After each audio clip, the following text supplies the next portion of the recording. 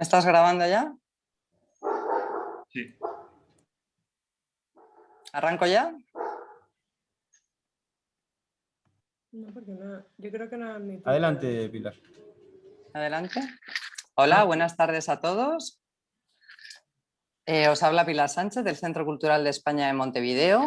Estamos aquí en un encuentro entre Leo de Sosa y Francesc Ruiz, que me imagino que os habréis enterado todos a través de las redes y de las distintas convocatorias. Sé que algunos nos estáis viendo desde YouTube, otros desde Zoom, pero bueno, en cualquier caso, a mí me corresponde la tarea de presentar a la gente que va a ser la protagonista en este encuentro, Leo de Sosa, Francesc Ruiz, y brevemente quería presentaros a Jaime y a Manuela, que son los curadores del proyecto dentro del cual se enmarca el trabajo de Francesc, que Francesc ha hecho con el Centro de Montevideo, y la charla que Leo y Francesc van a tener con nosotros. Entonces, aunque muchos de vosotros ya sabréis o conoceréis el proyecto de La Gran Conspiración, Jaime y Manuela han tenido distintos reconocimientos, pero en este caso concreto en el que estamos hablando, están aquí por ser los curadores de la muestra. Ellos además obtuvieron en 2016 la beca de investigación y comisariado de mediación en la Real Academia de España en Roma, y entonces fueron los encargados de tener de la curaduría de este proceso. Una exposición, La Gran Conspiración, que fue un proyecto organizado por la Real Academia de España en Roma. Sabemos que está por aquí la RAE, su directora, y queríamos desde Montevideo agradecer a la Academia esta idea que tuvo, no solo de organizar la Gran Conspiración, sino de abrir un poco el foco y en vez de pensar en Italia, España o en Europa, de pronto pensar que este proyecto podía tener sentido en Washington, en Bruselas, en Londres, en Lisboa y también en Montevideo. Entonces es un proyecto que se compone de obras de 5 artistas que se han creado específicamente para el medio virtual. Se apoyan con un proyecto de la ECID que se llama el Proyecto Ventana, que surge en un momento interesante en el que estamos todos confinados en casa, en plena pandemia, y la agencia hace un esfuerzo por tratar de apoyar al sector de la creación artística de los artistas españoles, fundamentalmente, y en ese contexto, en el que además había muchas prioridades, el de traer parte de fondos para apoyar a la creación fue una iniciativa importante. Y desde aquí también gracias a la Dirección de Culturales por rascar esos fondos para que pudiéramos trabajar en este contexto tan particular de pandemia y de mundo digital. Así que nada, Jaime y Manuela realmente ponen a pensar a 5 artistas, a Francesc entre ellos, sobre una serie de condiciones, obras de arte que se puedan producir para luego ser consumidas y disfrutadas a través de un dispositivo digital. El artista que trabaja con nosotros en el Centro de Montevideo es Francesc. Muchos de vosotros le conoceréis, en España es un artista muy conocido porque ha trabajado y además expuesto en muchas instituciones, en el IBAM, en alguno de los espacios del Reina Sofía, en el K2M, y también tiene mucha proyección internacional en Francia, Estados Unidos, Turquía. Fue muy conocido también por su participación en el pabellón de España de la Bienal de Venecia.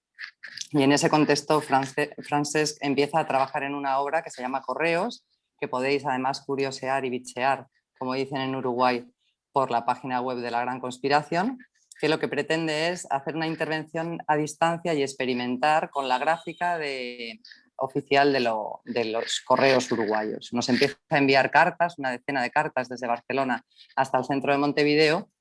Y luego, bueno, ya veréis cómo desde la web es bastante sugerente la capacidad que podéis tener de ver esos sobres y cómo podéis desordenarlos, ordenarlos, reagruparlos en base a los contenidos digitales porque se digitalizaron y están en la web del proyecto. Leo, que está aquí también con nosotros, Leo de Sosa, es un artista uruguayo. Realmente se define o está muy relacionada su obra con el compromiso como activista por los derechos humanos, enfocados principalmente a todos los temas.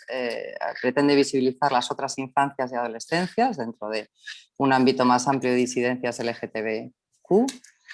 Él funda en el 2019, junto con Delfina Martínez, una artista trans uruguaya, un colectivo artístico, La Contracultural, que aquí es muy conocido en Uruguay y que tiene además una especie de satélites en América Latina o de sedes, y además es el curador y coordinador de la Semana de Arte Trans. En sus ediciones del 18 y 19 ha colaborado mucho con el Centro Cultural de España en Montevideo, en varios ámbitos. Hace poco en Armarios Abiertos, fue otro proyecto Ventana que se hizo en plena pandemia, era con el subtítulo Armarios abiertos, diversidad sexual en la cultura iberoamericana. También participaste, Leo, con nosotros. Y también a través de una exposición como artista visual en el centro, que también os animo a curiosear en la propia web del centro. Quizás una de sus novelas o una de sus obras gráficas más conocidas es Teen Trans, que se editó por la editorial Muchas Nueces, que es argentina, y a lo mejor fue una de las obras que llamó la atención más de Francesc, o bueno, en la que los dos artistas encontraron ahí una conexión particular y de la que seguramente vayan a charlar a lo largo de esta hora que van a estar con nosotros. Así que nada, yo solo me queda agradecer de nuevo a la Academia, al programa Ventana, a todo el equipo del Centro Cultural que ha colaborado en este proceso y en este trabajo de La Gran Conspiración, y en particular a Cecilia, que es la responsable de que estemos aquí todos, o una de ellas, de que estemos aquí todos en este encuentro, y a Jaime, Manuela, Francesc y Leo. Así que sin más dilación, os dejo con los curators, con los curadores de la exposición, Jaime y Manuela, para que nos contéis lo que queráis. Hola. Hola, buenas tardes o buenas noches, dependiendo desde dónde nos estéis viendo. Bueno, antes de nada queríamos, bueno, pues también agradeceros a todas las personas que os habéis acercado al Zoom a ver esta charla, que estéis por YouTube o que la veréis en el futuro.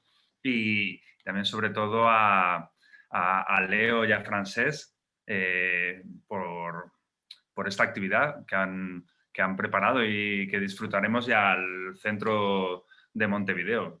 A Pilar, a Cecilia, a Pablo, por hacer que esto pueda funcionar.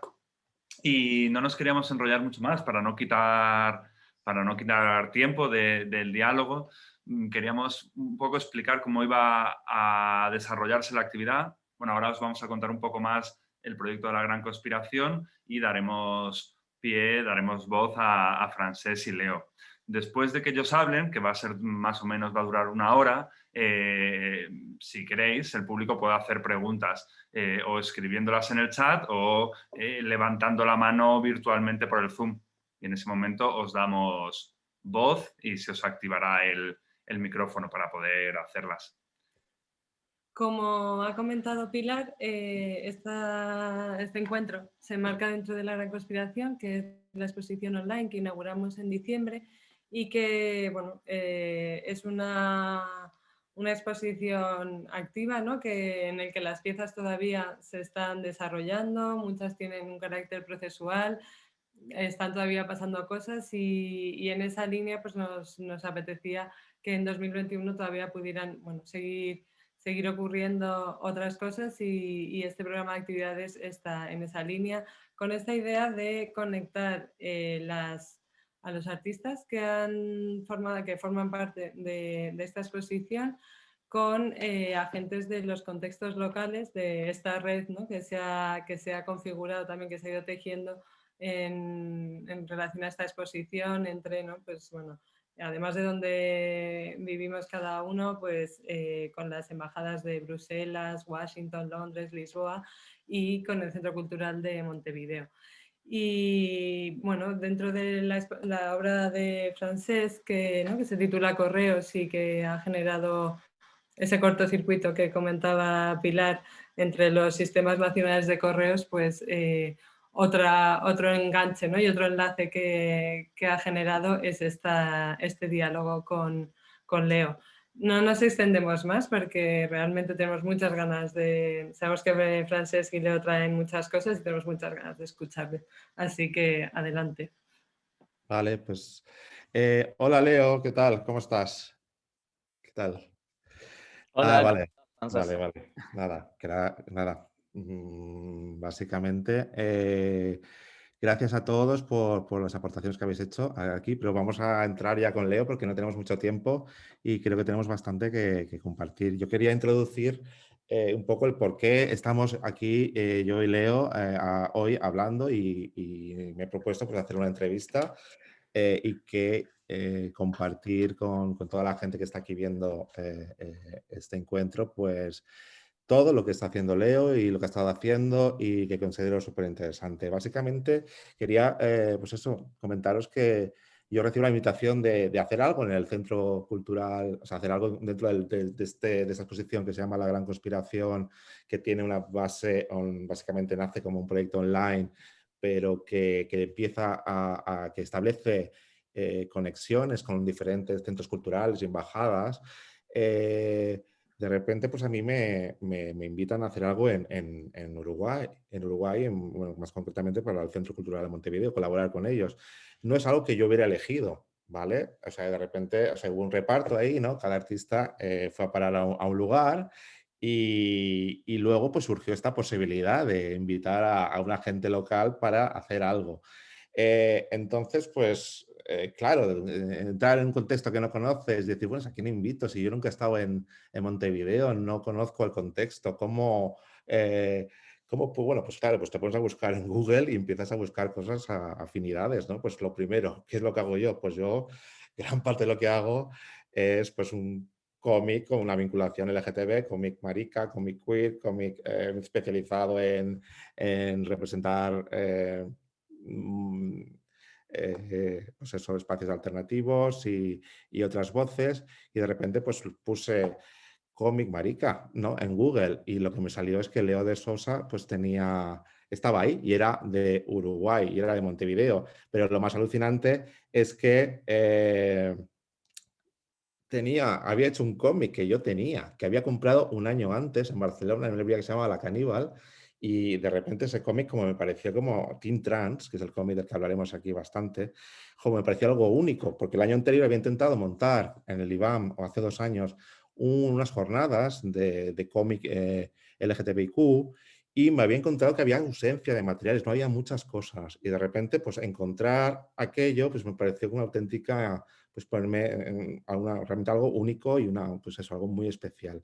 Poder que de repente esa coincidencia, que tuviera yo ese libro, esa novela gráfica, Teen Trans, que me pareciera como algo realmente importante y que tuviera la oportunidad de conocer al autor, pues ya me pareció como, pues nada, vamos a cerrar todo y me pareció como algo alucinante.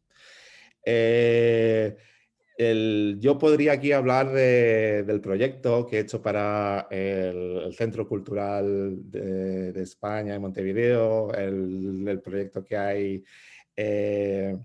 dentro de la gran conspiración, pero yo os invito a meteos en la página web creo que es lagranconspiración.com, y ahí empezar a navegar y ahí conoceréis el proyecto que he desarrollado. Pero lo que me interesaba era aprovechar esta excusa de este encuentro para conocer y dar a conocer el trabajo de Leo de Sosa, que ha sido un gran descubrimiento. Y bueno, y ha sido como esta oportunidad de hablar que el marco nos ha permitido pues eso, establecer. Pues nada, llevamos como hablando el último mes, hemos tenido como 3 encuentros, nos hemos enrollado un montón, no sé, aprendido un montón de la práctica de Leo. Y bueno, voy a intentar transmitir pues no sé, a todos los que estáis aquí, los que vais a ver el vídeo pues un poco esa práctica y un poco los ecos que hemos encontrado y la resonancia que hemos resonado, ¿no? Porque de repente pues ha habido una conexión muy buena. Y eso es muy importante porque en un ejercicio tan a distancia, en el momento en el que estamos, de repente encontrar jugando a esto de los Zooms y conexiones, pues alguien con el que te puedas comunicar bien y que tenga que ver y tenga todo el sentido del mundo con tu trabajo y tu práctica, pues bravo, ¿no? Así que bueno. Había preparado para hacer como un guión de lo que iba a ser digamos, esta entrevista que la hago a Leo, hablar sobre la idea de movimiento. Últimamente, bueno, estoy muy interesado en el tema de la logística. Un día se me apareció la logística ahí, aparte de lo que hacía mi trabajo con cómic, con el cómic vinculado a la ciudad. Siempre me había interesado en el cómic como cómo se distribuía, cómo se movía, qué imaginarios generaba, cómo generaba realidad, cómo el cómic como un elemento político, ¿no? Y de repente estaba generando estrategias de distribución y ya luego me he metido más recientemente en la distribución a lo bestia, viendo como que realmente es un espacio donde suceden muchas cosas. Y últimamente he estado muy interesado en la idea de logística queer, que le llamo así, y como un espacio en el que, más que nada, intentar acercarse pues a todo el espacio LGTBIQ a partir de los espacios por donde se mueve el colectivo en un sentido muy amplio. Y por los lugares de comunicación, los circuitos que genera, eso le llamo yo logística queer, pero bueno.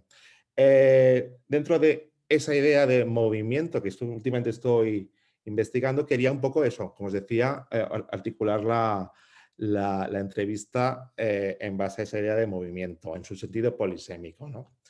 Y para empezar, me gustaría hablar de ese movimiento en el sentido de, por ejemplo, pues en el momento que yo me encuentro con Teen Trans y lo leo y veo ahí que suceden unas cosas. Entonces, pues Leo, te quería pedir, hola de nuevo, que nos explicaras qué es Teen Trans, ese nexo que nos ha unido, ¿no?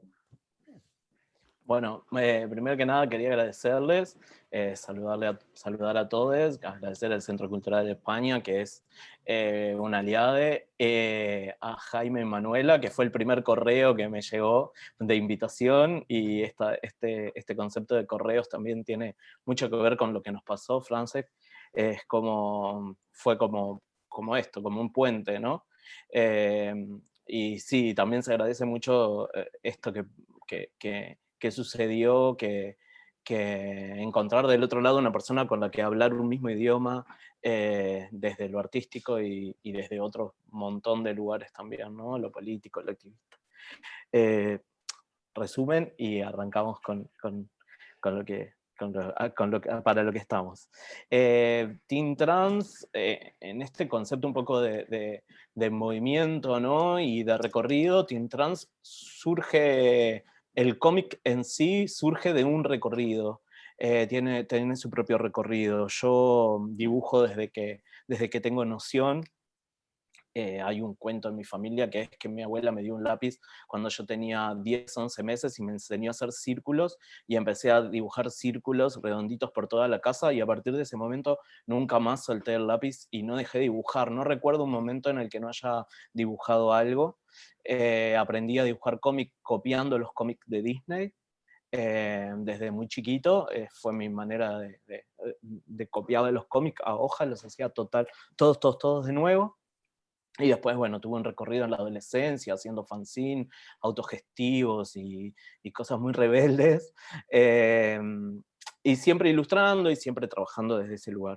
Cuando surge volviendo como más a Teen Trans, cuando surge la Semana de Arte Trans, se hace un llamado para proyectos expositivos y consulto si yo, no siendo una persona trans, me podía presentar, y bueno, había como, según el proyecto que presentara, si tenía una mirada no normativa sobre personas trans, podía participar. Y presenté el proyecto Teen Trans, esta es una de las obras, son 4 obras, son pinturas, son de gran formato, en donde lo que me pasó cuando me senté, dije, bueno, ¿qué quiero contar en realidad?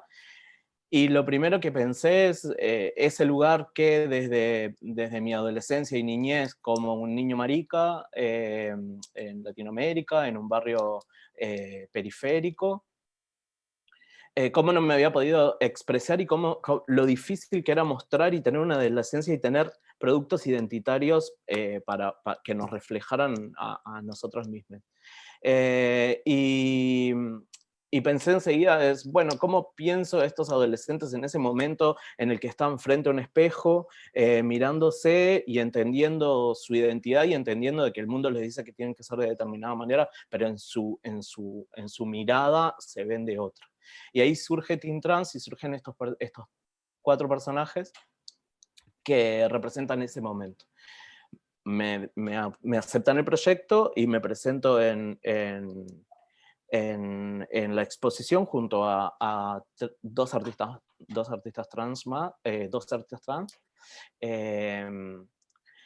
Y pasó una cosa muy, muy, muy loca, nada, que ver a personas trans, adultas y adolescentes trans, viendo estas obras y conectando con algo que les había faltado básicamente en todo ese proceso, ¿no? Como esto que yo había pensado era real, verse ilustrados o ilustradas en un estilo manga o cómic, yendo a su adolescencia y su niñez, era algo de lo que no se hablaba además y de lo que no se habla. Por suerte en los últimos años, gracias a la lucha de las personas trans, no solo en Uruguay, sino en la región y en el mundo, se ha empezado a visibilizar eso. Pero bueno, la realidad es que las infancias y adolescencias trans eran algo de que no se nombraba, como las adolescencias y las niñeces LGBT, que parece que nosotros surgiéramos si fuéramos adultos de golpe, ¿no? Salimos como no sé, de un huevo de unicornio y sale una marica, pero sale por lo menos con 20 años. Y no, y en realidad nosotros pasamos por una niñez, una adolescencia, bueno, lo mismo pasa con las personas trans, y este recorrido de Teen Trans y la Leo. llegada de estas obras, ¿sí? Sí, no, quería comentarte, por ejemplo, lo que es el TVO en sí, digamos como que, claro, la portada te lo dice muy bien. Estoy compartiendo las imágenes que más me pasaste, son héroes de identidad secreta, ¿no? De repente Sí. utilizas todo imaginario de superhéroe, vinculándolo a todas o sea, la idea esa de esos movimientos también, ¿no? Como los procesos de asunción que salen en el cómic, ¿no? Y esos pasos adelante, ¿no? Pues eso, ¿no? De las adolescencias trans o las fuerzas que tienen que tomar, ¿no? Sí, justamente con lo que sucede con esas obras.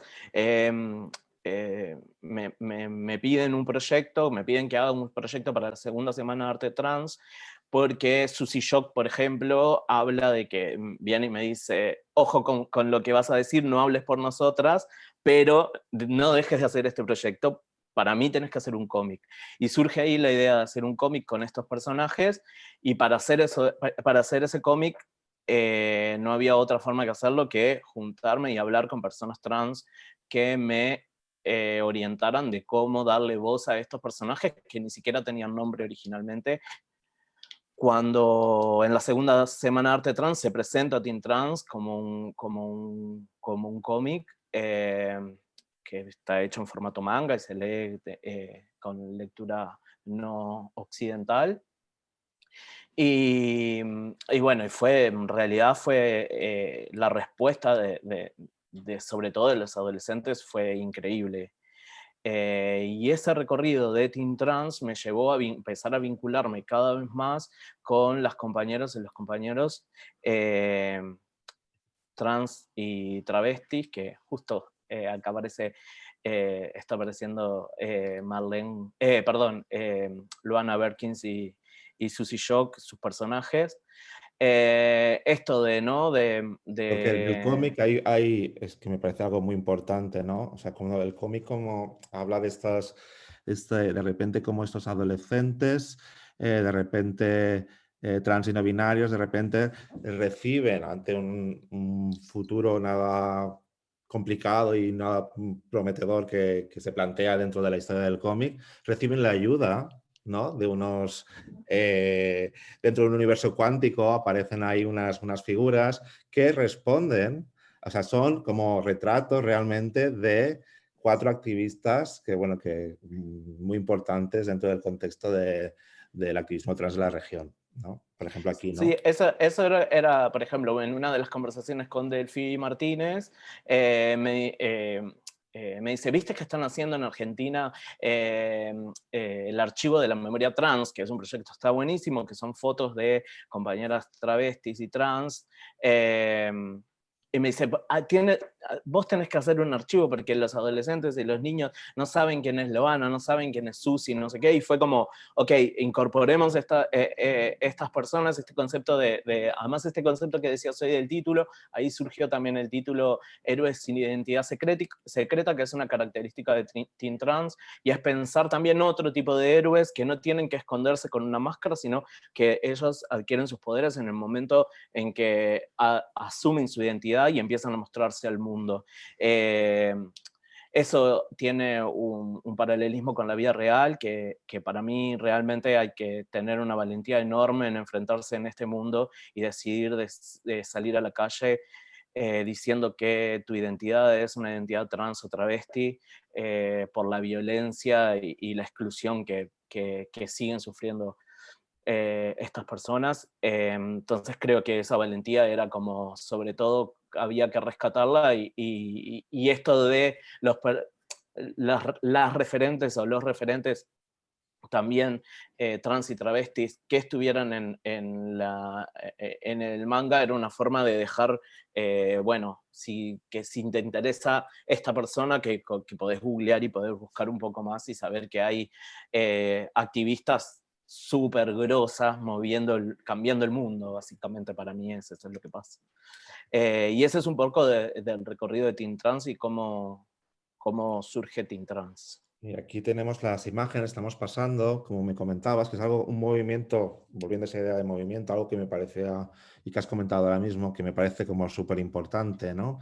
Como de repente tú te acercas, ¿no? Hay ese acercamiento a la primera edición de la Semana de Arte Trans, ¿no? Que también me parece como es un evento único, que no había oído hablar de ningún otro lugar, ¿no? Y de repente haces en esa convocatoria, tú presentas las obras que vemos aquí y tienes, aquí estás con Sushi Shock, por ejemplo, y tienes una recepción, o sea, te enfrentan esa obra que tenías una necesidad de hacer, a pesar de no ser una persona trans, y de repente la enfrentas a un público trans, ¿no? La confrontas y ahí sucede algo muy interesante, muy importante. Se produce como una alianza y eso permite que salga la posibilidad de hacer el cómic. O sea, el cómic, la primera configuración son estas pinturas, ¿eh? Sí, Es así, ¿verdad? y sí, y además ahora esa Sofía Saunier, que es una artista visual uruguaya que es increíble, que tiene un proyecto que se llama TransUR, que está en YouTube, que ya va por el capítulo como 56 o 57, y ella filma realidades y hace entrevistas de personas trans. Si pueden, entren a su canal de YouTube. Es increíble lo que hace. Por suerte ha participado de todas las semanas de arte trans y es nada, la tenemos como una referente real del arte trans en Uruguay. Escribe, tiene cómics, tiene un cuento todo que quiere ilustrar y nada, que es Guerreras Futuras, que tiene una producción de fotos. Eso pasó, ¿no? Empezar también esto que habla Susi un montón, de empezar a ver el mundo con otra, bueno, ahí tienen a Kevin Roy, es un artista afro-uruguaya, también de música pop, cantante, que también es una genia. Pero esto de empezar a ver también, de tener otra visión del mundo, porque si no, nuestro mundo cisgénero es muy corto y nos estamos perdiendo de un montón de otras visiones de cómo interpretar el arte, la cultura, el mundo. Y una cosa que dice Susi de no queremos ser más esta humanidad, es un poco eso, el mundo está muy roto y está roto porque ha sido heterosis y patriarcal hasta ahora. Entonces también pensar en esta visión trans y afro-trans, feminista, que es algo que Delphi, por ejemplo, dice todo el tiempo, es interesante. A mí lo que más me movilizó es empezar a ver como todo este universo que desconocía totalmente, por no acercarme, obviamente, pero que existía, y empezar a ver, este movimiento de pensamientos, de pensadoras, de escritoras, de músicas, o sea, de gente que estaba generando cultura y que genera cultura en Uruguay, pero no tiene espacios. Y eso es lo que nos motiva a Delfina y a mí, primero en una primera instancia a participar de la Semana Arte Trans y presentarnos para hacer esa de Delfina, que es mi hermana. Eso es lo primero es lo que nos mueve a presentarnos para coordinar y curar la Semana de Arte Trans, y luego de eso hacer la contracultural para tener un espacio de seguridad. Porque la Semana de Arte Trans, además de un espacio cultural y de reflexión, también se volvió en un espacio seguro, ¿no?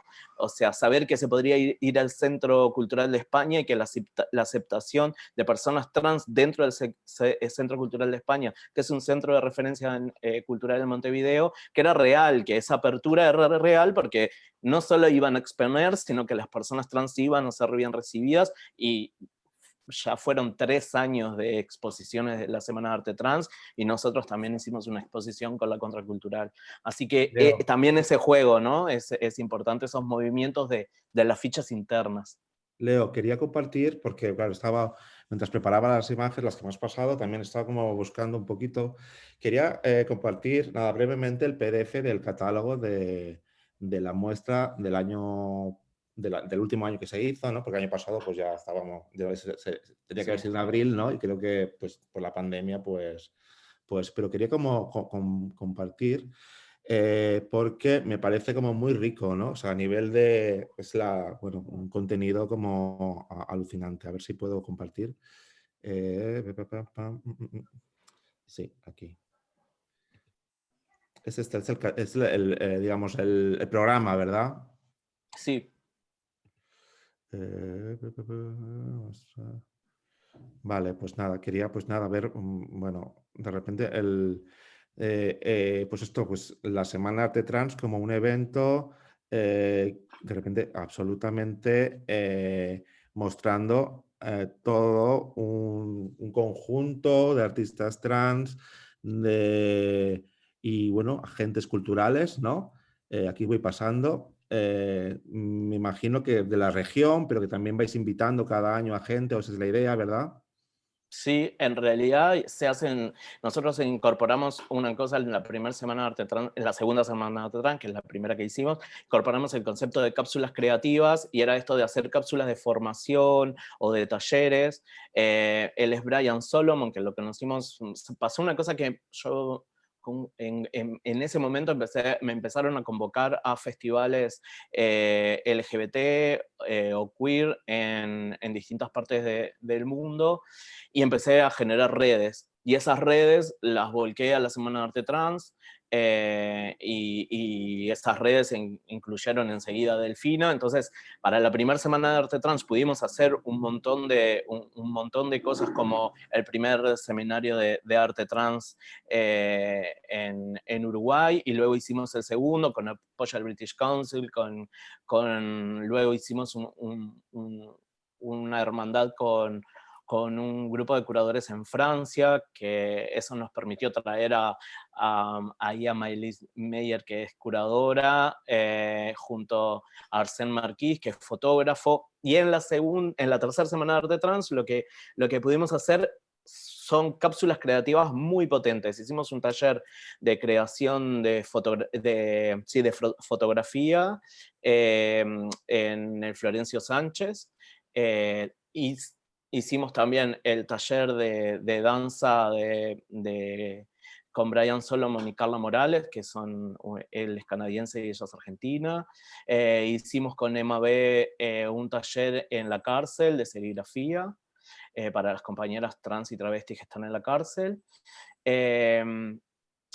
Y fue pensar también esta posibilidad que tiene el arte de dar trabajo, y no pensar solo a las personas trans como generadoras de productos artísticos para ver, sino que son profesionales, o sea, pueden enseñarnos, pero además pueden enseñar con otro lenguaje muy propio a personas trans. Y eso es lo que pasó concretamente en el taller de serigrafía en la cárcel. Para mí fue el proyecto más potente de la Semana de Arte Trans. Todos los proyectos fueron increíbles, y hay proyectos que visualmente eran grandiosos, pero ese proyecto para mí hay un antes y un después, y sé que para Delfina también. O sea, es un proyecto que nos hizo pensar, ok, es como, hay mucho para trabajar, y está buenísimo. Pero sí, en esta Semana de Arte Trans veo a Patrick Rigón, que es una persona trans de Argentina, es un artista increíble. Patrick es intersex, además, y es activista, y es alucinante lo que hace. Tengo sus obras en casa todavía. Pero bueno, ese recorrido sí de crecimiento también, ¿no? Y lo que sucedió también el año pasado, que es un poco con todo este movimiento, hasta el año pasado, lo que me pasó concretamente es pensarme, bueno, ¿hasta dónde yo puedo involucrarme en proyectos trans no siendo trans? ¿No?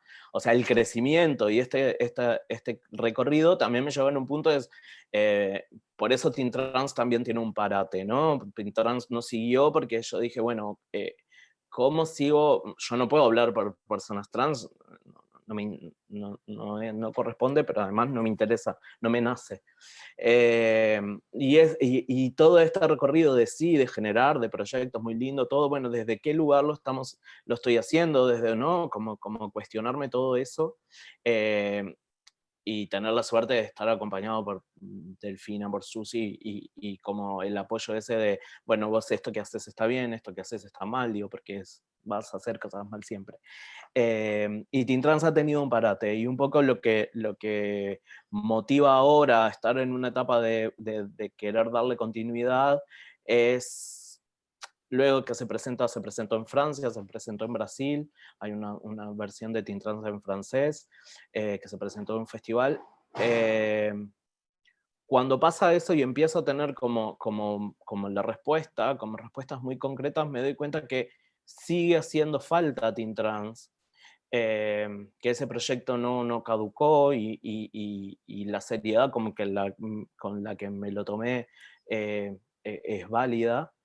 Pero cómo transformar ese proyecto para empezar a incorporar a personas trans al proyecto, ¿no? Que el Teen Trans sea un proyecto más abarcativo y que mi camino sea más de ser un intermediario de comunicación y de, bueno, abrí este libro, pero este libro tiene que tener, si bien para mí los personajes tienen voz propia, porque incluso encontraron sus nombres en el proceso, es como algo muy loco eso, pero sí es como este proyecto tiene que abrirse a que hayan voces trans realmente ahí. Una de las cosas que pasa es las traducciones están siendo hechas por personas trans, por ejemplo. O sea, la traducción en francés la hizo Arsène Marquis en Lyon. Ahora estamos viendo hacer una traducción en inglés también por una persona trans. O sea, no es como eso ya, por ejemplo, que esa voz en otro idioma le pertenezca a una persona trans y sea con voz propia, eso me deja como un poco más tranquilo. Y ahora para los próximos proyectos también estoy pensando en como otro tipo de incorporaciones. Quería también, que es algo que me ha fascinado mucho de haber estado cuando estaba hablando contigo estos días, pues no sé, yo tengo me interesa mucho lo que es el poder del grafismo, el poder de las imágenes para también generar realidad, construir realidad, y el potencial de eso del diseño gráfico, ¿no? Para generar imágenes potentes, para que permiten comunicar, ¿no? Y su uso político. Mira, aquí vemos las imágenes de la presentación que me has pasado. Es cuando se presentó, ¿verdad? Que se presentó cuando se presentó el libro, ¿verdad? Es esto, ¿verdad? Sí, La segunda semana. en la primera semana de Arte Trans. Esa es la sobrina de Delfina, que ahora está enorme, no puedo creer. Y se presentó en el Teatro Solís. Porque eso, la Semana de Arte Trans además ocupa, por ejemplo, lugares culturales súper importantes en Montevideo. Estuvo organizado hasta ahora por la Secretaría de Diversidad de la Intendencia de Montevideo. Es muy loco que tenga un apoyo estatal, una Semana de Arte Trans con estas características. Pasa que cada vez que hablamos con curadores de cualquier otra parte del mundo, dicen, no, esto no pasaría acá, no podría pasar en otro lugar que no fuera Montevideo, y es confirmadísimo, es un poco así. Sí, quería comentarte, estábamos hablando de esto del poder de las imágenes, y curiosamente ahora mismo sucede ahora mismo hace poco se presentó el borrador de la ley trans en España, y está generando mucha polémica, ¿no? O sea, sobre el borrador ha generado un enfrentamiento de los partidos que hay ahora mismo en el poder, y bueno, y nada, quería como digamos, porque quería comparar con, digamos, la situación en Uruguay, que sí que hay una ley integral trans aprobada en el 2018, y quería que, bueno, compartir, que comentaras el trabajo que hicisteis ahí de comunicación, ¿no? Para, en un periodo, me comentabas, muy breve, ¿no? Que era el periodo en el que se estaba la ley, digamos, en el momento que sale el borrador hasta que se tenía que aprobar, fueron 3 meses, me parece que quedaba, ¿no? Y que tuviste que hacer ahí una campaña muy fuerte, muy improvisada, pero que se hizo muy bien, y generando alianzas, generando, pues eso, ¿no? Movilizando gente, generando imágenes que circularon, y me parece algo, pues bueno, alucinante, ¿no? Si quieres, bueno, todo el tema del pañuelo que me comentaste, tengo las imágenes algunas imágenes que me pasaste esta mañana, las tengo ahí. Si quieres contarnos un poco tu papel, el tuyo, el de Delfina, dentro de esta campaña de comunicación que realmente pues que permitió, ¿no? De repente, o sea, acabó también, ¿no? Además, y generó esa movilización, ¿no? Sí, es la campaña nacional en apoyo a la Ley Integral para Personas Trans, así se llamaba, fue convocada por las personas trans, que esa es algo, creo que es inédito en el mundo, que la población trans de un país lleva a cabo una campaña a favor de una ley para una población tan pequeña y tan castigada y tan discriminada, y una campaña que tenga el peso que tuvo esta campaña, y una campaña que ponga a las voces de las personas trans, que ellas mismas se pongan ahí adelante y se hagan escuchar, y que la ley haya sido aprobada y que haya generado el movimiento que generó, porque realmente esta campaña en Uruguay generó un movimiento político y para mí generó una nueva forma de comunicar política que no se había visto hasta ese momento. Concretamente yo participé del grupo de comunicación, y tuve el honor de diseñar esos pañuelos que se volvieron un emblema en Uruguay, y bueno, y hacer toda la gráfica de la campaña, los logos para la campaña y para la recolección de firmas. Y ver ver en el Parlamento tu arte, que es político, y bueno, en la marcha de la diversidad, que se convocó a que las personas fueran de amarillo en apoyo, y fue impresionante lo que sucedió. Porque Pero esa es como mi participación, va como desde ahí. era o sea, era como de repente escogisteis el amarillo, o sea, es algo que escogisteis al hacer la campaña, ¿no? O sea, ese color no era porque, o sea, decidís escoger ese color, es el que se aplica a los pañuelos, pero me contabas que tiene un origen ese color, ¿no? O está inspirado en algo Sí, muy personal, ¿no? el amarillo es un color que tiene como muchas connotaciones, también se eligió por eso. En lo personal, cuando lo propongo como un color, lo propongo pensando también acá existió una campaña en su momento, que fue en los años 80, que era el voto verde y el voto amarillo, que terminó ganando el voto amarillo. Para mí es un pesar, que era en realidad la campaña para la amnistía el indulto eh, a los genocidas de la dictadura. Entonces gana el voto amarillo, el voto verde era el que los quería encarcelar, y el voto amarillo básicamente era el que los perdonaba, y ganó. Pensar estos conceptos que, vuelvo a citar a Susi, de resignificar las cosas y no dejar que nos ocupen todo, y que, por ejemplo, que el fascismo se adueñe de un color, y que el color amarillo tenga esa carga en el imaginario popular en Uruguay, y poder resignificarlo en una lucha social, en una lucha política de estas características, y que lo carga de vida, porque lo carga realmente la Ley Integral para Personas Trans, conquistada por las propias personas trans, salva vidas. O sea, estamos hablando de personas que tienen un promedio de vida entre 35 y 40 años, y que en esa vida, concretamente las mujeres trans y las travestis, están obligadas a ejercer la prostitución desde los 12, 13, 14 años. Cuando hablamos de una ley que empieza a decir que hay que darles un lugar de trabajo, que hay que, ¿no?, a obligar a ciertas cosas y a empezar a hacer desde eso, desde la legislación, un cambio cultural y social. Pensar en resignificar el color, por ejemplo, y resignificar también el escudo nacional, que es un poco lo que hice con ese símbolo. Ese símbolo es como resignificar el escudo de armas del Uruguay y transformarlo en escudo de lucha, inspirado en la revolución, en las imágenes de la Revolución Francesa, y bueno, es como empezar a eso, a tomar las imágenes y los símbolos y resignificarlos y no permitir que se pierdan o que los tomen para el horror, ¿no? Entonces, para mí es nada, conmovedor y muy movilizado.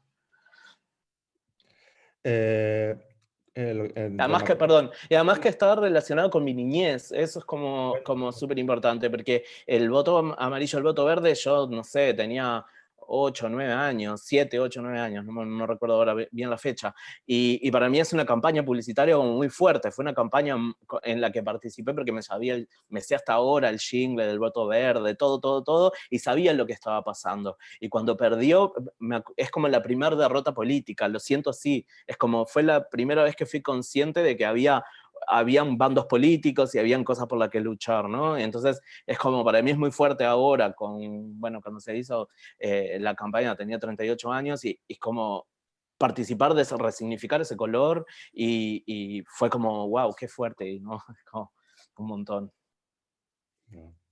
Tenía también, como para continuar, como tu vinculación con, pues, tus cómics, esa parte de gráfica, de comunicación, ¿no? Como, Marcha reclamó la urgente aprobación del bueno, esto proyecto es de el ley, vídeo pues que al me manejar recursos pasaste. presupuestales, constitucionalmente se debe resolver un año antes de las elecciones nacionales, previstas para octubre de 2019.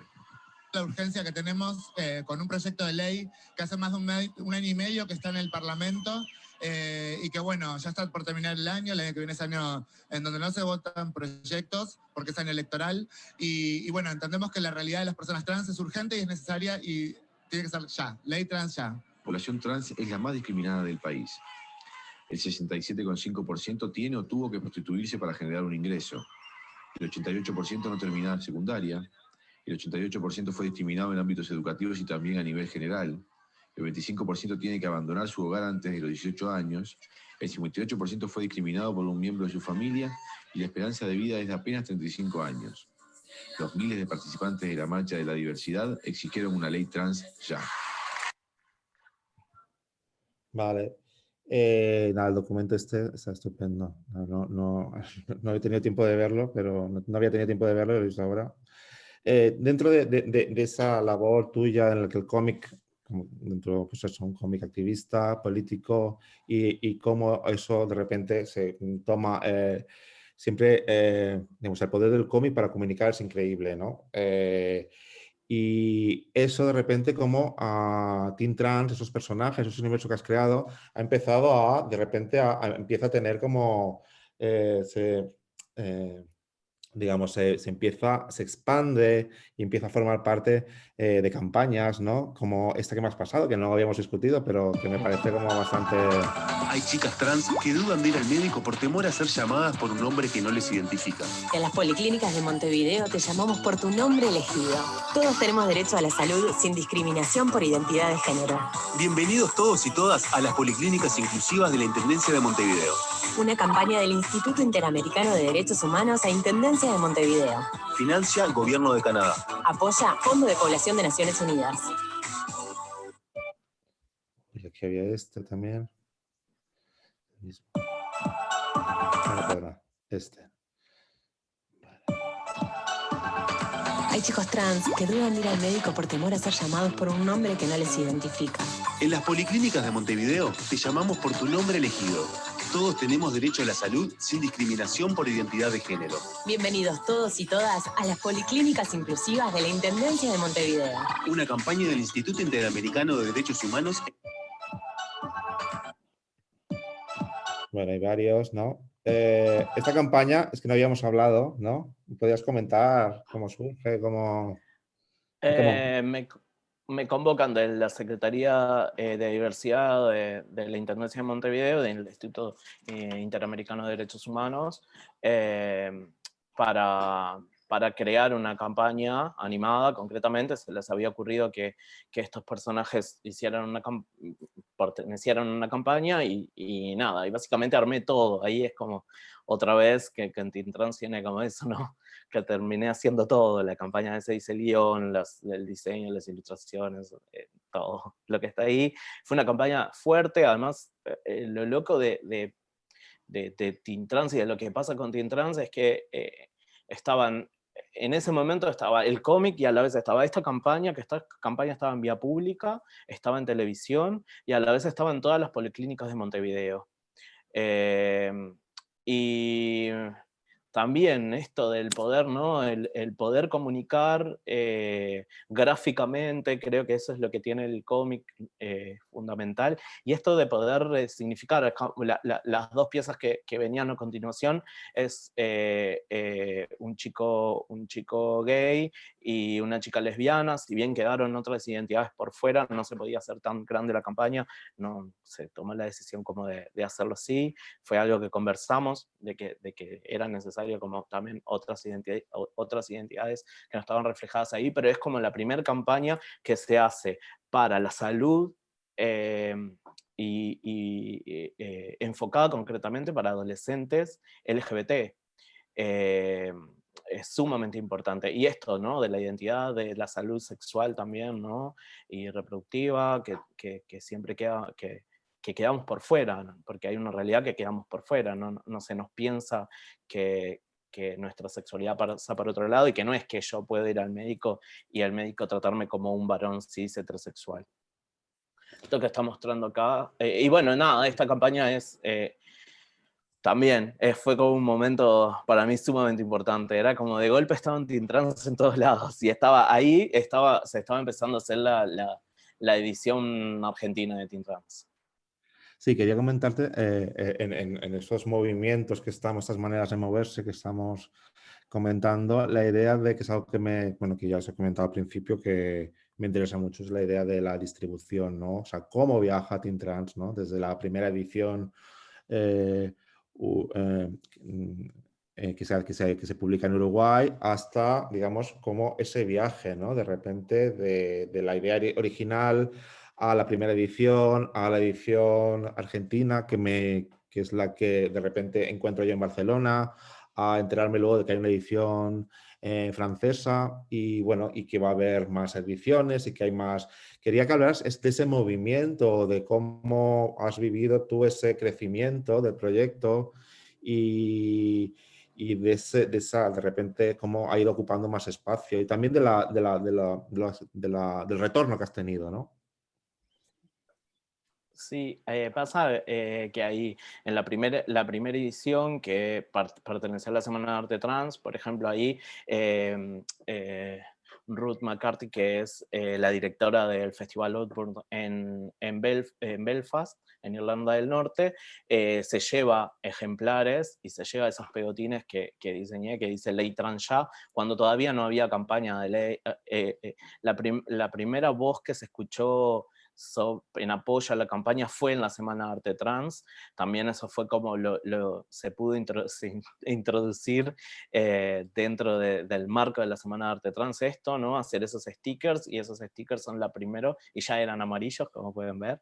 Eso es un año antes de la campaña.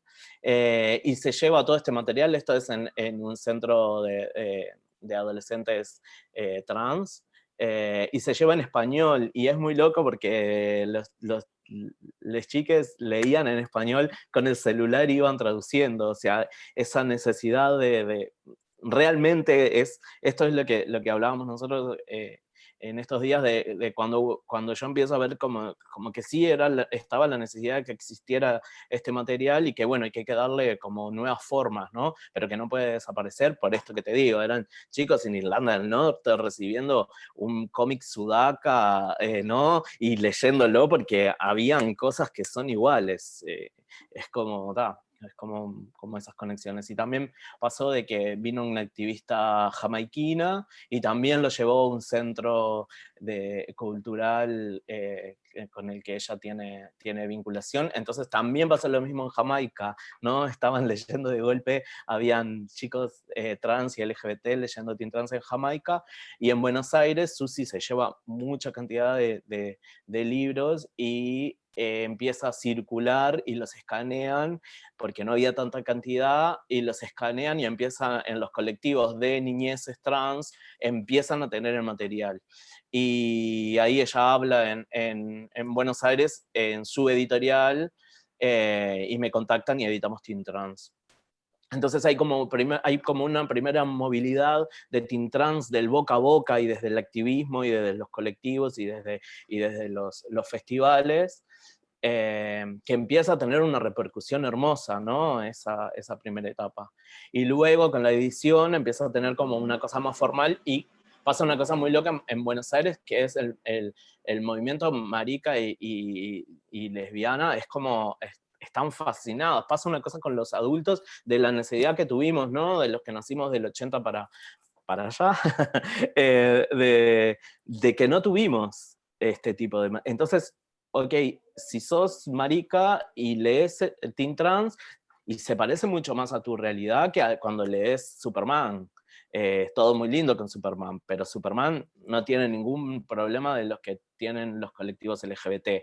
Y cuando pensamos esta cosa de la identidad y de no estar con una identidad en un sistema que no nos quiere, que nos empuja, que nos obliga, y nos vamos a parecer mucho más a Teen Trans en las cosas que nos pasan, y que a Superman o a Superboy o todos estos personajes.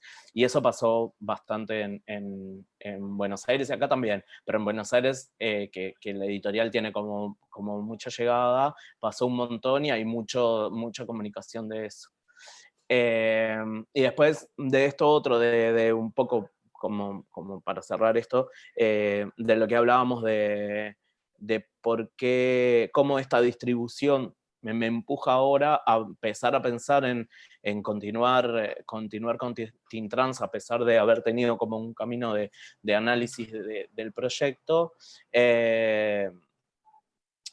Me pasa como esa devolución de adolescentes o de niñeces muy concreta, que es súper linda, y eso. Tengo un mensaje de la primera edición de un chico de 10 años trans que me manda un mensaje y que me dice: es el mejor cómic del mundo, usted no sabe lo que hizo, pero es... con una fascinación que nunca hubiera esperado, ¿no? Como eso de... Era lo mejor que había leído. Y era lo mejor que había leído porque hablaba de alguna manera de su realidad, ¿no? Y hace unos meses recibí un mensaje de un padre que es trans, es un varón trans, que me dijo y me mandó una foto, que su hija de 6 años estaba aprendiendo a leer con Teen Trans. Y que le decía que su papá era un superhéroe, porque estaba ahí.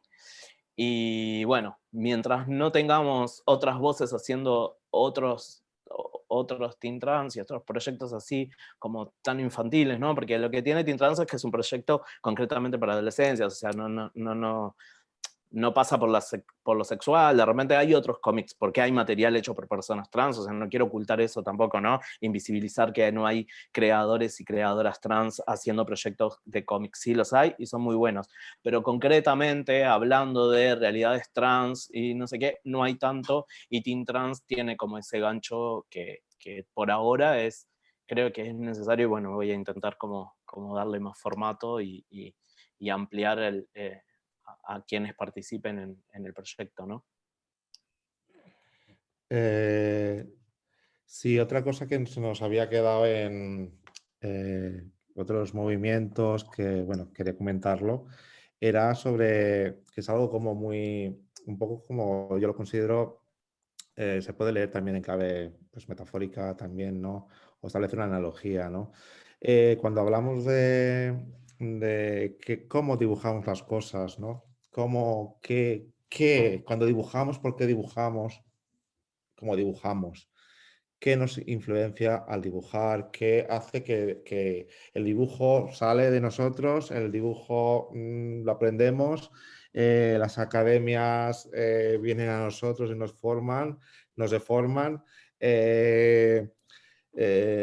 Si consumimos un tipo concreto de cómic, vamos a acabar dibujando eso, nos inculcan un tipo de dibujo concreto. Y creo que era interesante, como quería plantearte, bueno, esto que habíamos hablado durante las conversaciones previas sobre la área del dibujo en relación a la identidad, ¿no? Por ejemplo, esa adscripción tuya a un estilo muy concreto, esas influencias, pues por un lado Disney, por un lado, no me acuerdo el cómic aquel brasileño que me decías, bueno, ahora me lo dirás. Turma da Mónica. Sí, la turba de Mónica, que no es conocido en España, por ejemplo, o de repente todo el espacio este del manga, ¿no? de las culturas, son culturas mangas, ¿no? Quería pues tú, ¿por qué dibujas así, no? ¿Dónde te viene el dibujo? ¿Dónde te sale?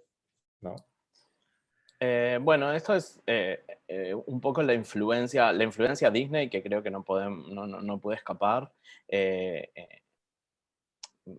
Yo he llorado cuando digo llorado, he llorado por las historias, como buena marica, pero también he llorado, era adolescente, tendría 14, 15 años cuando se estrena Aladdin, y la fui a ver al cine, que era todo un evento ir al cine a ver una película de animación. Con esa edad, además, tenía un amigo marica que hacía lo mismo, que iba a ver todas las películas de Disney que se estrenaban, y bueno, nosotros íbamos a ver esto. Y cuando vi cómo habían hecho la arena, el efecto visual de la arena, lloré. No lloré por la película, lloré porque había un técnico que había ilustrado arena de esa manera y me emocionó a las lágrimas. O sea, no podía seguir viendo la película porque no podía creer que habían hecho eso. Es imposible no ver lo artístico de Disney, y la influencia de Disney en mis ilustraciones siempre estuvo. Paréntesis, es algo que con el tiempo empecé como a intentar deconstruir, sobre todo por los cuerpos, ¿no? Porque los cuerpos son esos cuerpos hegemónicos, ¿no? Blancos, altos, flacos, y bueno, es un proceso bastante difícil, que el cómic también lo tiene, ¿no? Toda la gente, o sea, cuando uno piensa en un superhéroe es todo musculoso, no sé qué, y salir como de ese lugar es bastante difícil. Después hay una influencia de Disney, bueno, por esto que decía también, de haber consumido todos los cómics de Mickey y haberlos copiado, entonces esa estética también estaba muy fuerte. Y en Brasil hay un dibujante que se llama Mauricio de Souza, que hace la Turma da Mónica, y que ahí mi familia es brasilera y aprendí a leer y a escribir en portugués a través de estos cómics, y amo a sus ilustraciones, y tienen una influencia sobre el trazado de líneas. O sea, yo miro mis dibujos e identifico cosas que fui aprendiendo ahí. Y después todo lo que eran dibujos americanos, todo lo que eran He-Man, She-Ra, todos estos Gem and the Holograms, todos estas ilustraciones que tenían, ¿no? Yo cuando sale She-Ra en lugar de He-Man fue mi salvación, porque He-Man era todo lo que yo no quería ser ese varón, no sé qué, y de golpe había una superheroína que tenía un caballo alado, un unicornio con arcoíris y un montón de poderes, y luchaban, y había como toda esa lucha de poder del cómic, pero como una opción que no era eso de ser un varón, rey, todo musculado, que no, nada más lejos de lo que quería ser yo. No lo pensaba así en el momento, pero sin lugar a dudas lo hice. Hablábamos por ejemplo, la influencia también del manga, y hablábamos del manga como, ¿te acuerdas que hablábamos del manga, la importancia que ha sido también para toda una generación, pero no como algo impuesto o algo que de repente, pues no sé, tampoco era fácil encontrar todos los libros manga, ¿no? La gente iba a internet y buscaba esos cómics, las películas, ¿no? Y como hablábamos de cómo de repente esos espacios de refugio, ¿no? Hablábamos, ¿no? Exacto, sí. Para mí la influencia del manga es a través del anime. porque en realidad en los 80 no había mucho manga para consumir en Uruguay, y lo que me pasaba era que, bueno, estaba Marco, Mazinger Z, nada, tengo como esas influencias y yo cuando veo mi estilo está marcado por todo esto.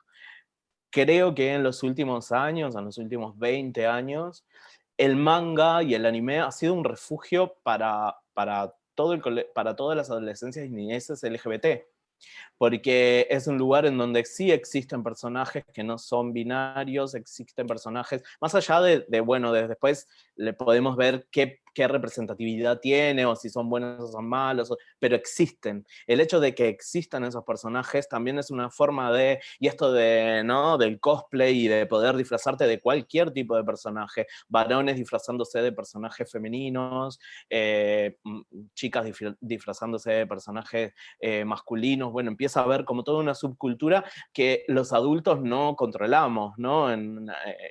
Es como pasa por un lugar en paralelo y pasa a ser esto como un poco del refugio que hablábamos de que, bueno, que para nuestras generaciones los refugios han sido los boliches o las gays, en su mayoría, y las lesbianas. La verdad que en Uruguay todavía no hay un bar de lesbianas, así que ni siquiera es en Uruguay, ¿no? Que las compañeras lesbianas tienen que ir a boliches gay para sentirse en un espacio seguro, entre comillas. Pero bueno, eso, pensando estos espacios de seguridad que eran los boliches, son totalmente para adultos. O sea, no, si sos adolescente y vas a un boliche gay, no es el lugar más seguro, porque son todas personas adultas y te estás metiendo en un lugar que no es para vos. Y como adultos hay de todo. Entonces, pensar que el manga es un espacio de seguridad, y la subcultura manga, la subcultura otaku, o la cultura otaku, porque creo que subcultura hace 20 años, hoy por hoy, son movimientos gigantescos con grupos de K-pop en Uruguay súper formados. Esos espacios son nuevos espacios de seguridad para los colectivos LGBT. Y eso viene del cómic japonés y del cómic coreano, ¿no? Pensar como un estilo artístico y de novela gráfica genera toda una representatividad posible y un universo posible para un montón de chicos y chicas que tienen una identidad que no es la hegemónica. Leo, muchas gracias. Si te parece, ha estado genial, ¿eh? O sea, qué maravilla. Si te parece, vamos a abrir un poco, a ver si pues es un poco las preguntas, si alguien quiere preguntar. Pues nada, tenemos como 15 minutos más o menos, así que no es mucho, pero vamos a abrir pues eso, el turno de si alguien quiere preguntar algo o alguna aclaración o quiere más información de algo, pues lo abrimos ahora mismo, ya. Sí, vemos que hay como más gente en YouTube que aquí en Zoom, pero bueno, a quienes estáis aquí, invitaros a que si tenéis cualquier pregunta la podéis hacer por el chat o nos avisáis si os damos, os damos paso. Pero bueno, mientras se piensan esas preguntas, nosotros queríamos preguntarte, Leo, sobre también en este sentido, ¿no? De los circuitos, cómo circulan los espacios, sobre la contracultural, ¿no? Si nos podías también hablar un poco en esta idea, bueno, porque, bueno, según lo que hemos visto un poco en la web, con los proyectos que tenéis, surge también desde esta idea, ¿no? De que ya también comentabas al principio, de qué espacios, ¿no? Hay, o sea, como de una cosa tan básica como cuáles son los espacios que dan, ¿no? Que hay una bienvenida y cuáles no a personas trans, ¿no? Como simplemente desde algo tan básico como el estar y el poder estar y el estar, lo que ahora también se estaba comentando, ¿no? Como espacios seguros. Y cómo, o sea, en ese sentido, cómo desde la contracultural pensáis la idea de red y de generar esos espacios y sobre todo, bueno, en qué estáis, si hay proyectos así a la vista, o bueno, que este año es todo muy raro, pero bueno, si tenéis algo por ahí entre manos. Bien, sí, surge de eso, surge de la necesidad de tener un espacio de comunicación con otros artistas. para tener este espacio seguro y también para darle continuidad a lo que venía pasando, que veníamos gestionando con la Semana de Arte Trans, ¿no? Nos pasaba que no queríamos que se perdiera un trabajo también que se hizo con los centros, porque en las primeras reuniones con los centros, una cosa que nos pasó es que todos los centros nos decían, pero a nosotros estamos abiertos a que venga cualquier persona acá. Ok, pero ¿cuántas veces en tu centro viste una travesti mirando una obra? Ah, no, bueno, pero está bien. Bueno, pero no solamente es eso. Hay que hacer políticas dentro del centro para que estas personas se sientan invitadas al centro y vengan a ver, o sea, hay que hacer un trabajo. El centro no puede estar solamente, ¿no?, enmarcado en que la política del centro es abierta y de diversidad y no hayan políticas o acciones más que políticas, ¿no? Acciones concretas para que la población, hablamos de población LGBT, hablamos de población trans, pero también hay un tema de clase y dentro de los circuitos es, bueno, dentro del barrio, qué personas en los barrios que son pobres van realmente a los centros a disfrutar de ese espacio y de la cultura, ¿no? Porque si no queda hablándose solamente en un circuito muy concreto. Pensando en todo esto, pensando en esta interseccionalidad también étnico-racial y también me perdí, económica, de clase, pensamos en la contracultural como un espacio también que tenga esa pata y también de continuar hablando de esto, porque la recepción de todos los centros fue buenísima. Yo creo que el Centro Cultural de España, por ejemplo, luego de la primera Semana de Arte Trans, que en eso no participamos, pero a partir de ahí comenzó a tener mucha más cantidad de proyectos que involucraban a personas LGBT en primera persona. O sea, el año pasado y el anterior, o sea, que no eran solamente con la contracultural, ¿no? Con nosotros hicimos cosas también muy concretas, pero existieron un montón de otras cosas, hubo un cambio. Y en otros centros también pasó que Sofía Saunier ha expuesto en otros lugares sin la contracultural y sin la Semana de Arte Trans. Y esos cambios que se hicieron desde esa visión y de empezar a nombrar cuál es la problemática sin buscar culpables también, porque, o sea, entendamos que todos estamos inmersos en este sistema y también la reproducción del sistema va para todos, ¿no? Entonces, bueno, a veces reproducimos el sistema porque es el que hay, pero cuando tenés una buena recepción, la contracultural no quería perder eso, surgió como de esa necesidad y de una red que habíamos hecho también, o sea, nosotros estamos en contacto directo con Renata Carvalho, que es una activista y artista y actriz y directora y escritora y todóloga brasilera, que realmente la tienen que ver y que leer lo que hace y buscarla y seguirla, que ahora está haciendo una curaduría de una Semana de Arte Trans en San Pablo, acabo de terminar, y su trabajo es alucinante. Bueno, ella es una aliada nuestra, Susi Shock, Marlene Guayar, Erika Melunguinho en Brasil, o sea, ya teníamos esa red, entonces fue, ¿de qué manera vamos a seguir construyendo y seguir teniendo esta visión? Porque en Latinoamérica, concretamente en el Río de la Plata y también en Brasil, hay un movimiento LGBT que para mí está amadrinado por las trabas de esta región, que tiene otra visión, ¿no? Una visión afro-transfeminista que es fundamental para cambiar nuestras lógicas,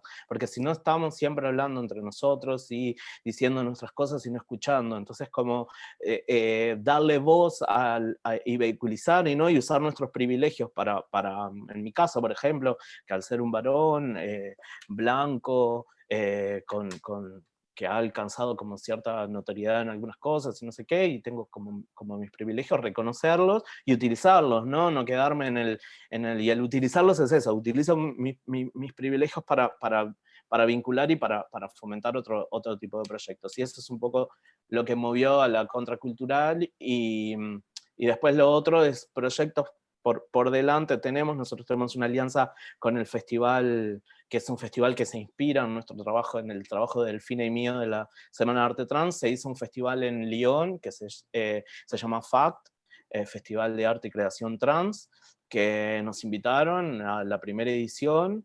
y es el primer festival con esas características en Francia, y podría animarme a decir que en Europa también. Y con ellas tenemos proyectos, pasa esto de la pandemia, si no hubiera pandemia estaríamos haciendo un montón de cosas, pero bueno, estamos como reformulándonos porque también, hoy Pilar decía eso, los presupuestos también cambiaron porque hay una crisis mundial. Entonces, si pensamos que en Europa hay crisis y culturalmente hay problemas para generar cosas, imaginen lo que pasa en Latinoamérica, imaginen lo que le pasa a las travestis y trans que están queriendo hacer cosas culturales acá. Es como un poco imposible. Entonces nos está pasando de que se nos dificulta esto de la autogestión cuando no hay de dónde agarrarse, ¿no? Porque tampoco podemos salir a la calle a hacer movidas, que eso es algo que estábamos haciendo con la contracultural. Nosotros queríamos ocupar el espacio público, que fue nuestra primera acción, fue eso, ocupamos el espacio público, pusimos a personas LGBT y a todo el colectivo a la calle a hacer una manifestación inspirada en la primera marcha del orgullo en Nueva York, y el Centro Cultural de España nos abrazó y expusimos todo ese material en un material gráfico y audiovisual, y fue increíble esa movida. Pero eso hoy por hoy no lo estamos pudiendo hacer, no estamos pudiendo salir a la calle a manifestarnos, a contar, entonces se nos hace un poco más difícil porque en estas plataformas también son clasistas. Es muy difícil que mucha gente tenga acceso cuando no tienen cubierto lo básico, pensar en que esto seguramente tengamos muchas compañeras trans y travestis que no van a acceder a esta charla, por ejemplo, ¿no? Entonces, ¿de qué manera hacemos proyectos de virtualidad para población LGBT, que también estamos atravesados por esa realidad? Entonces, eso está siendo como nuestra dificultad también a la hora de pensar proyectos, porque con Delfina las dos somos pobres, venimos de realidades de estos contextos y no queremos dejar de pensar desde ese lugar. Entonces, si pensamos, sí, hicimos un taller que estuvo buenísimo en el Centro Cultural de España, ¿no? Pero nos pasó de que hay un montón de compañeras y compañeros que no los vimos. Y fue como, ok, vamos a hacer otro taller así, quizás nosotros lo necesitamos y muy bien, pero ¿qué estamos generando con esto? Y la contracultural sigue teniendo esa pata política y de compromiso, no la queremos perder, ¿no?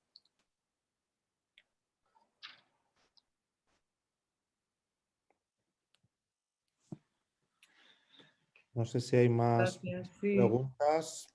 Nada. Bueno, me lanzo yo. No Nada. sé si...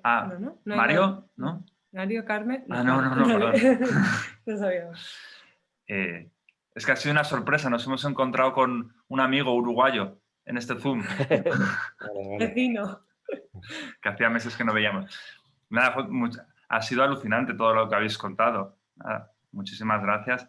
Y también yo pensaba en la que has armado, ¿no? Leo, a partir de unos lienzos, ¿no? Cómo se genera todo este proyecto a partir de esos primeros cuatro cuadros de gran formato, ¿no? Que haces, al final, cómo se va una especie de espiral agrandando, ¿no? El proyecto, ramificándose, ¿no? También pienso al final, la importancia de la pintura, del dibujo y de lo visivo, ¿no? Cuando a veces, como cuando a menudo, ¿no? En el arte contemporáneo ocupa espacios residuales, a veces la pintura, ¿no? En un proyecto como este, te das cuenta de la potencia que tiene, ¿no? La representación, a veces la falta de representación de ciertos cuerpos y cómo se llena ese hueco a través de un lenguaje, bueno, pues tan antiguo, ¿no? En cierto sentido como la pintura. Bueno, eso no era una pregunta, era una pequeña reflexión a favor de la pintura y el dibujo. Y también le quería hacer una pregunta a Francesc, ¿no? Ya que ha estado él haciendo preguntas todo el rato. Al principio contabas, como que esbozabas, hablabas de la logística queer, ¿no? Como que te interesaba mucho, en general, todo el tema de la logística. Y Leo, yo creo que tú no la has visto, pero hizo una exposición en el K2M, que es un centro que hay aquí cerca, al lado de Madrid, en otra ciudad muy cercana, en la que se hablaba mucho de distribución, ¿no? Y de empresas, y jugaba con las imágenes corporativas. Y en esa, bueno, si nos podías un poco ampliar esa idea que hablabas de logística aplicada a lo queer, aunque seguramente Leo ha hablado de cosas que tienen que ver, evidentemente, ¿no? pero un poco por dónde lo estabas llevando tú. un poco... Sí, como que nos preguntábamos si, No. bueno, es fase de investigación o si hay algo también ahí que estés preparando. Digamos, no es como estoy en fase de investigación y, digamos, si lo pudiera o sea, digamos, es algo de momento muy amplio y que no lo tengo muy articulado, también tengo que decir. Pero, por ejemplo, dentro de esta cosa que se empieza a gestar, que es esta visión muy personal de lo que sería una logística queer, entran desde los armarios como vehículos para viajar por el tiempo o para permanecer ahí toda la vida, hasta pues los trailers que tradicionalmente y las zonas de descanso han sido como lugares de cruising, pues eso, en los años 70 o hasta llegar, hay una película, Burning Flames, donde un colectivo de lesbianas acaba montando una emisora pirata dentro de un camión, de manera que no siempre estén en movimiento y nunca se las encuentre, ¿no? Digamos, me refiero a... empieza ahí, estoy empezando a acumular información, no sé hacia dónde irá, pero bueno, me interesa mucho, por ejemplo, de repente, pues eso, cómo Teen Trans ha viajado, cómo me ha llegado a mí, cómo gracias a que me ha llegado a mí, digamos, esa serendipia me ha permitido que conozca a Leo y ahí lo que se ha producido. Eso es lo que me refiero a eso cuando hablo de logística queer, ¿no? Son unos canales, unos circuitos que no son los de todo el mundo y por ahí pasan cosas. Sí, por ejemplo, yo tengo una cosa para acotar, es como ahora se están juntando firmas para derogar una ley que hay acá. No importa en lo político concreto, pero pasa que en Grindr hay activistas, hay gente que ha puesto en sus fotos de perfil, nada, todo, tipo votar en contra de firmar en contra de la LUC y no sé qué, no sé cuánto, y es como esto, nosotros tenemos un submundo, porque hemos sido obligados y obligadas a tener ese submundo, ¿no? O sea, pero nuestra cultura es la cultura queer o la cultura LGBT, es una cultura alternativa porque obligada a eso y tenemos como otras formas de comunicarnos las cosas y es un poco lo que a gran escala esto que habla Susi de, bueno, déjanos un poquito el mundo que nosotros se los ordenamos o por lo menos seguro lo vamos a hacer un poquito mejor que ustedes. Es como una cosa irónica, pero a la vez es, bueno, ok, si hasta ahora ha sido de esta manera, quizás nuestras formas de distribución de la comunicación y de la cultura puede pasar por otro lado. Cuando tiene esta visión que no es, porque muchos de nosotros, o sea, me incluyo, hemos estado también parados en la hegemonía, ¿no? Reproduciendo estas características hegemónicas a la hora de hacer cultura, hacer todo el trabajo, o sea, nos enseñan a eso. A mí creo que el gran aporte de acercarme a escuchar, callarme la boca, primero que nada, y escuchar a las compañeras trans y a los compañeros trans, y a las compañeras travestis fue el aprender otras lógicas y el comenzar a construir todo esto que había aprendido y que era como lo que tenía que ser. Es el mayor aporte personal y estoy sumamente agradecido por eso, porque me cuestioné y me di cuenta de que había hecho todo mal hasta ahora. Y empezar a intentar a hacer las cosas diferentes. No sé si bien, porque también es eso, no sé si bien, pero por lo menos empezar a hacer las cosas diferentes es como fundamental en esto y esto de la distribución del conocimiento por otros canales también es importante, que va ligado un poco a esto que decía yo de la clase, ¿no? De cómo comunicamos también. Tenemos que encontrar formas de comunicarnos culturalmente con otra gente y que no accede a estas plataformas, por ejemplo.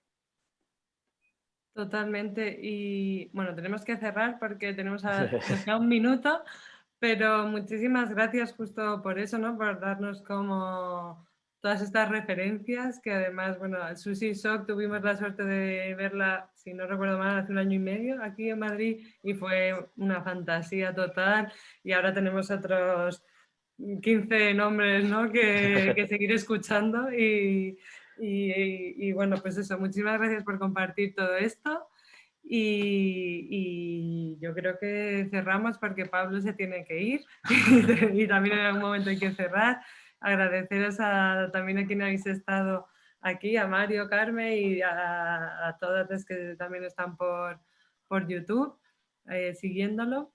Y bueno, no sé si alguien más quiere decir algo, no sé, Pilar, si quieres cerrar, o Leo, o Francesc. Sí, nada, bueno, si queréis Leo, Francesc, decir algo, si no, agradeceros yo a todos la charla distendida de 1 horita, así contando cosas, con las dificultades que tiene el Zoom, que parezca que estás medio a gusto, aunque algún ratito no, pero en general, ¿no? Que haya fluido todo tan bien, y a Jaime y a Manuela, y nada, que encantados en el centro de haber creado esta especie de milagro en el que Francesc y Leo han terminado en sus mundos propios. Que seguimos en contacto, por otro lado, los que tenemos la posibilidad de tener internet, etcétera, pero bueno, nos seguimos viendo y para cualquier cosa el centro ya sabéis dónde está. Un besillo a todos. Y gracias, Pablo, desde el equipo técnico por ahí que no te vemos, pero gracias. Gracias. Gracias a todos. Chao, chao. Chao. Chao.